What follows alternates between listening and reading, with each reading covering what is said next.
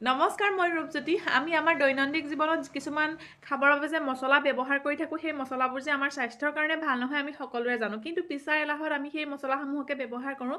সদায়নো কিমান পিচি থাকিব, নহয় জানো? গতিকে আপোনালোকক আজি এটা সহজ টিপছ দিম, কেনেদৰে মছলাখিনি আপোনালোকে ষ্ট'ৰ কৰি ৰাখিব পাৰে। গতিকে ভিডিঅ'টো শেষলৈকে চাব দেই। বলক এতিয়া ষ্টাৰ্ট কৰোঁ আমি।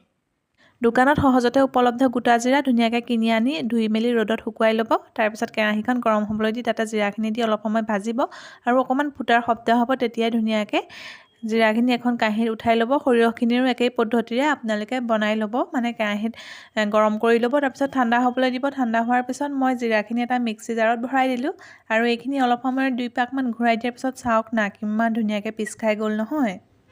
আৰু একেটা পদ্ধতিকে সৰিয়হৰ লগতো ব্যৱহাৰ কৰিম। আপোনালোকে ধনিয়া, জালুক যিখিনি বিচাৰে তেনেদৰে মিক্সিত দি পেলাই গুড়ি কৰি এনেদৰে ষ্ট'ৰ কৰি খাব পাৰে। আপোনালোকৰ স্বাস্থ্যৰ কাৰণেও ভাল। কেনে পালে টিপছটো? আজিলৈ আহিছোঁ, বাই।